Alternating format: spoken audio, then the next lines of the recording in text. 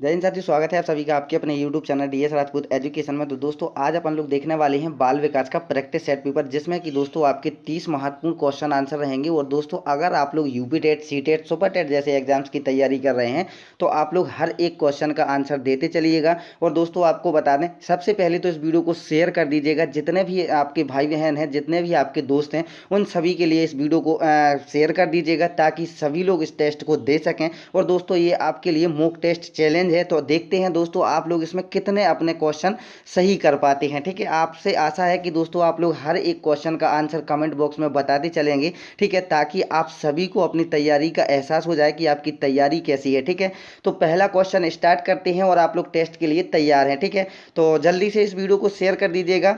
बाकी आप लोग अपना जो है टेस्ट देते चलिएगा और हर एक क्वेश्चन का आंसर कमेंट करते चलिएगा। पहला क्वेश्चन है, यदि एक बच्चे की मानसिक आयु 5 वर्ष तथा वास्तविक आयु जो है वो कितनी है, 4 वर्ष है, तो उस बच्चे की IQ होती है, यानी बुद्धि लब्धि कितनी है। तो अगर आप लोग बुद्धि लब्धि का सूत्र नहीं जानते हैं तो IQ का जो टेस्ट सूत्र होता है वो होता है दोस्तों आपका मानसिक आयु। ठीक है, मानसिक आयु, मानसिक नीचे आता है आपका वास्तविक आयु। ठीक है, वास्तविक आयु। ठीक है, यहाँ पर आयु लिख दीजिएगा और आपका इंटू 100 में आपका पीछे आ जाता है गुणा। ठीक है, 100। तो मानसिक आयु बटे वास्तविक आयु इंटू आपका 100। अब इस सूत्र में आप लोग जल्दी से रख दीजिएगा और इसका आंसर जल्दी से कमेंट कर दीजिएगा।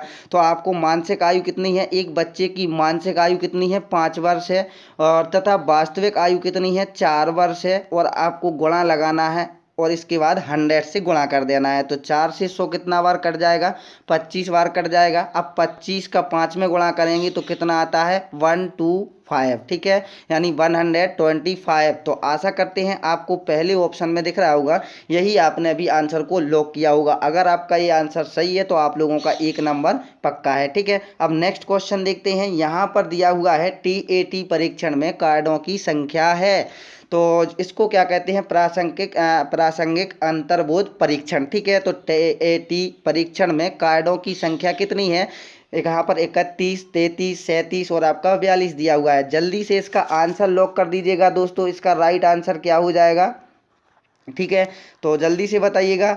तो आशा करेंगे दोस्तों इसका जो राइट आंसर आपने दिया होगा 31 को दिया होगा। ठीक है, तो ये पहला ही ऑप्शन आपका जो है राइट आंसर हो जाएगा। नेक्स्ट क्वेश्चन देखते हैं। नेक्स्ट क्वेश्चन है आपका, लगभग कितने वर्ष की उम्र तक सिर तथा मस्तिष्क का जो है पूर्ण विकास होता है।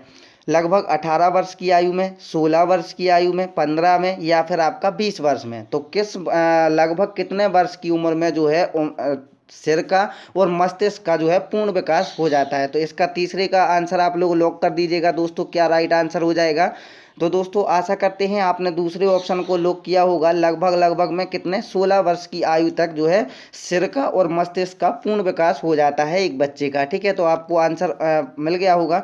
नेक्स्ट क्वेश्चन है दोस्तों, आपको बता दें अगर आप लोग चैनल पर पहली बार विजिट कर रहे हैं तो ये आपका अपना चैनल है DS राजपूत एजुकेशन, इसको आप लोग जरूर चैनल को सब्सक्राइब कर लीजिएगा। ठीक है, नेक्स्ट क्वेश्चन आपका रहेगा कि किसका मस्तिष्क कोरे कागज या साफ स्लेट जैसा है, प्रौढ़ व्यक्ति का, शिक्षक का, नवजात शिशु का, या फिर इनमें से कोई नहीं। तो चौथे का आंसर जल्दी से आप लोग कमेंट कर दीजिएगा, क्या राइट आंसर हो जाएगा। दोस्तों वीडियो को लाइक करते चलिएगा और अगर आप लोगों अभी तक सभी लोग नहीं जुड़ पाए हैं तो यार वीडियो को शेयर जरूर कर दीजिएगा। तो बताइए किसका मस्तिष्क जो है कोरे कागज या साफ स्लेट जैसा होता है। तो दोस्तों यहाँ पर आपको नवजात शिशु दिख रहा होगा। नवजात जो शिशु होता है उसका जो है मस्तिष्क या फिर जो है पूरे कागज या साफ स्लेट के जैसा होता है। ठीक है, नेक्स्ट क्वेश्चन है, शिशु सबसे पहले किसको पहचानता है। तो ये 5वां क्वेश्चन है, इसका राइट आंसर दीजिएगा। 5वें क्वेश्चन का क्या राइट आंसर हो जाएगा, शिशु सबसे पहले किसको पहचानता है, अपने पिता को, अपनी माता को, अपने चाचा को, या फिर अपने नाना को। तो शिशु सबसे पहले किसको पहचानता है दोस्तों, आशा करते हैं आपने इसका राइट आंसर दे दिया होगा। दूसरा विकल्प सही हो जाएगा। ये किसको पहचानता है, अपनी माँ को पहचानता है। और सर्वप्रथम जो बच्चे का गुरु होता है वो उसकी माता होती है। ठीक है, ये भी याद रखना, ये क्वेश्चन पूछा जाता है। ठीक है, तो शिशु सबसे पहले किसको पहचानता है, अपनी माँ को पहचानता है। और जो है शिशु की जो है सर्वप्रथम गुरु कौन होता है, तो वो उसकी माँ होती है। ठीक है, नेक्स्ट क्वेश्चन है आपका। नेक्स्ट क्वेश्चन में आपको क्या आंसर देना है बताइएगा जल्दी से। इसका माता ठीक है। इसके बाद क्या राइट आंसर, खेल द्वारा किसको शिक्षा दी जाती है, तो खेल द्वारा किसको शिक्षा दी जाती है, बताइए जल्दी से, खेल द्वारा किसको शिक्षा दी जाती है। तो जैसा कि आप लोग यहाँ पर ऑप्शन देख पा रहे होंगे, शिशु को, शिक्षक को, माता को या फिर पिता को। तो यहाँ पर शिक्षक गलत हो जाएगा, ठीक है, माता गलत हो जाएगा और पिता गलत हो जाएगा, बचता क्या है, शिशु, ठीक है। तो शिशु को शिक्षा दी जाती है खेल के द्वारा। नेक्स्ट क्वेश्चन है, भाषा विकास के सिद्धांत का प्रवर्तक कौन है, तो भाषा विकास के सिद्धांत का प्रवर्तक कौन है। दोस्तों इसका अगर आप लोग चाहेंगे तो ये क्वेश्चन दोस्तों आपका सीटेट के एग्जाम से पूछा गया था। इसकी आप लोग एक ट्रिक समझ लीजिएगा, ट्रिक, ठीक है। ट्रिक से आपको हमेशा इसका राइट आंसर आ जाएगा। भाषा विकास का सिद्धांत का जो प्रवर्तक है वो कौन है, सिगमंड फ्राइड, एरिक्सन, चॉम्स्की या पियाजे। आंसर कमेंट कर दीजिएगा, इसके बाद आप लोग ट्रिक देख लीजिएगा। तो दोस्तों भाषा का विकास कैसा होता है, भाषा का विकास मान ली जाए ये आपकी पृथ्वी है, कैसी होती है, गोल होती है। तो भाषा का विकास किस पृथ्वी के चारों ओर पहला पहला रहता है, ठीक है। तो चारों ओर से क्या अपन लोग क्या कह सकते हैं, चहुमुखी, चहुमुखी यानी चारों ओर। तो चहुमुखी से आपको याद रखना है चौमस्की, ठीक है। तो इसका राइट आंसर क्या हो जाएगा, चौमस्की हो जाएगा। भाषा विकास के सिद्धांत का जो प्रवर्तक है वो कौन है, वो है दोस्तों चौमस्की, ठीक है। नेक्स्ट क्वेश्चन, किस अवस्था को बालक का निर्माण काल कहते हैं। ये क्वेश्चन महत्वपूर्ण है, किस अवस्था को बालक का निर्माण काल कहते हैं। इसका राइट आंसर दीजिएगा दोस्तों जल्दी से, जल्दी बताइएगा। तो दोस्तों किस अवस्था को बालक का निर्माण काल कहते हैं, शैशवावस्था, बाल अवस्था, किशोर अवस्था या फिर प्रौढ़ अवस्था। तो दोस्तों इसका राइट आंसर क्या हो जाएगा, शैशवावस्था को बालक का निर्माण काल कहते हैं, ठीक है। नेक्स्ट क्वेश्चन आपका रहेगा, नेक्स्ट क्वेश्चन, जन्म के समय शिशु की औसतन जो लंबाई होती है वो कितने सेंटीमीटर तक की होती है।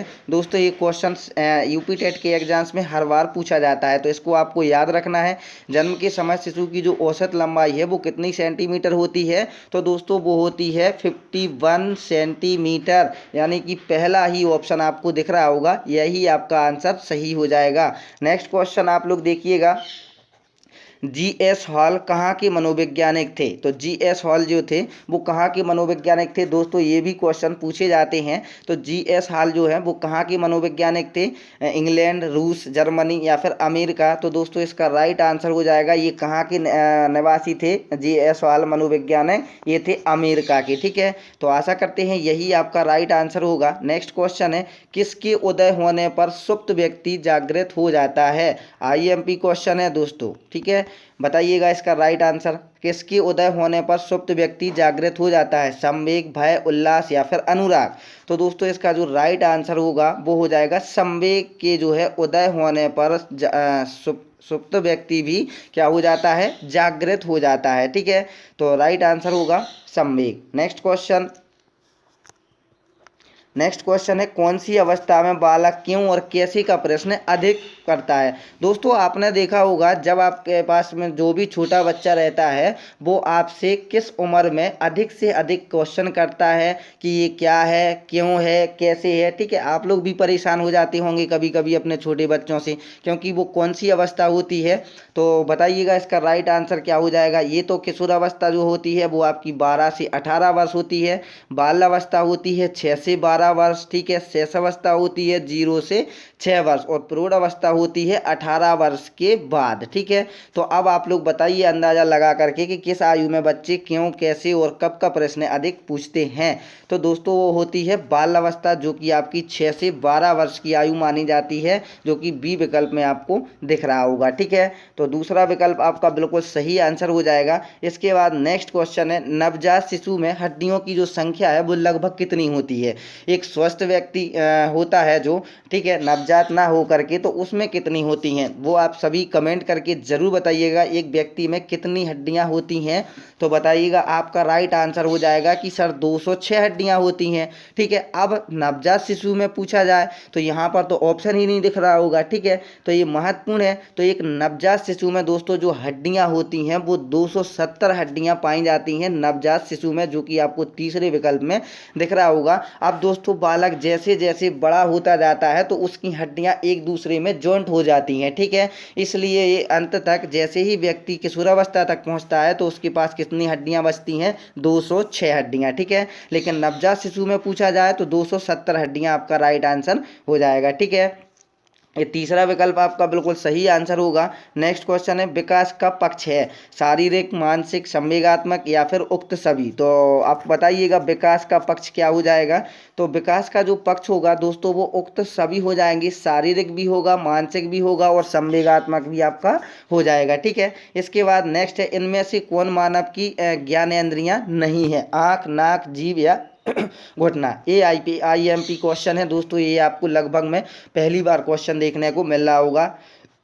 इनमें से कौन मानव की ज्ञानेंद्रियां नहीं है, आँख, नाक, जीभ और आपका घुटना। तो जैसे कि आप लोग चौथे ऑप्शन में देख पा रहे होंगे घुटना, ये आपकी जो है ज्ञानेंद्रियां नहीं है, आँख है, नाक है और आपका जीभ है। ठीक है, नेक्स्ट क्वेश्चन देखते हैं, 8 वर्ष के सुधीर की मानसिक आयु 10 वर्ष है, उसकी बुद्धि लब्धि कितनी है। इसका हमने आपको अभी सूत्र बताया था कि पहले आपको मानसिक आयु रखनी है, नीचे आपको उसकी वास्तविक आयु रखनी है, गुणा लगाना है और 100 को आपसे गुणा कर देना है। तो मानसिक आयु कितनी है, 8 वर्ष के सुधीर की मानसिक आयु 10 वर्ष। ठीक है, और उसकी वास्तविक आयु कितनी कहलाएगी, 8 वर्ष, और गुणा आपको आ जाएगा 100 का।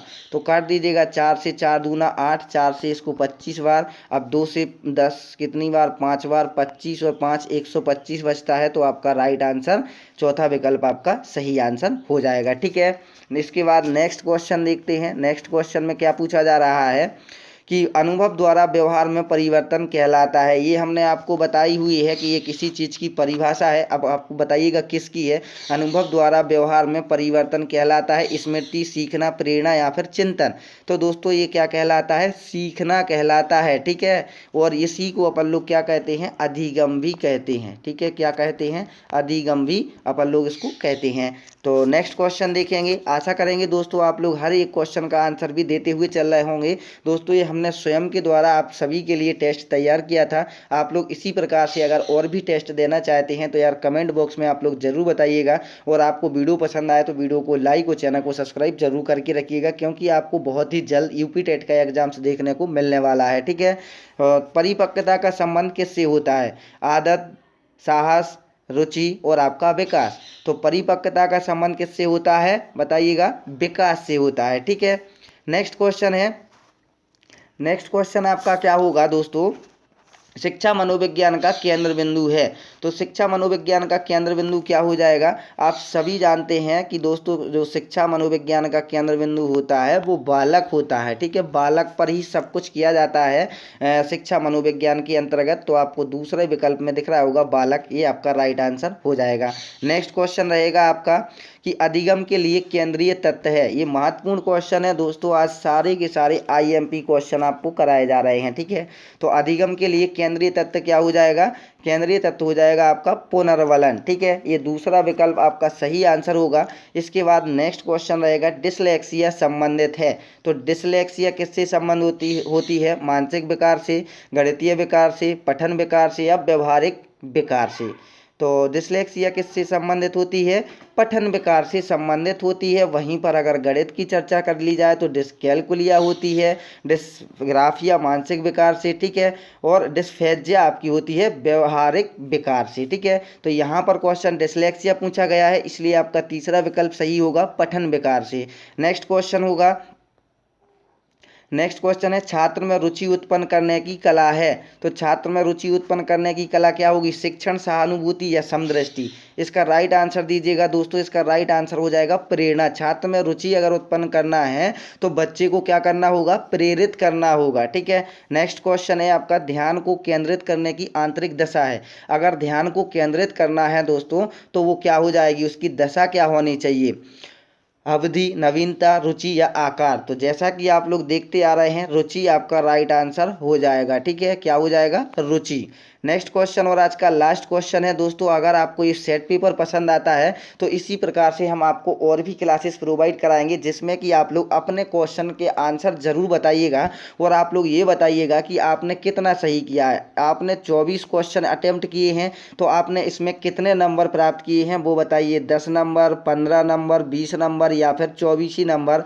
तो बताइए दोस्तों, अगर आपके 10 नंबर हैं तो आपकी तैयारी थोड़ी सी धूमिल है, आप लोग तैयारी अच्छे से करिएगा, ठीक है। आपको नेक्स्ट क्लास भी इसी प्रकार से प्रोवाइड कराई जाएगी। मानसिक आयु का प्रत्यय दिया था, तो मानसिक आयु यानी बुद्धि लब्धि का जो सूत्र दिया था वो किसने दिया था, और इसका जो सूत्र होता है वो मानसिक आयु बटे आपकी वास्तविक आयु गुणा आपका 100 होता है, ठीक है। तो इनका जो सूत्र दिया था वो दोस्तों किसने दिया था, विनय और साइमन महोदय ने दिया हुआ था, ठीक है। तो आज का आपका लास्ट क्वेश्चन था। आई होप आपको ये वीडियो पसंद आई होगी। अगर आपको वीडियो पसंद आई है और आप लोग इसी प्रकार से और देखना चाहते हैं तो आप लोग चैनल को भी सब्सक्राइब कर सकते हैं। आपकी मर्जी है, करना हो कर लीजिएगा, नहीं करना हो नहीं करिएगा, लेकिन आप लोगों से निवेदन है कि आप लोग इसी प्रकार से सेट को सॉल्व जरूर करते रहिएगा। धन्यवाद दोस्तों, मिलते हैं नेक्स्ट वीडियो में। जब तक के लिए जय हिंद, जय भारत, वंदे मातरम दोस्तों।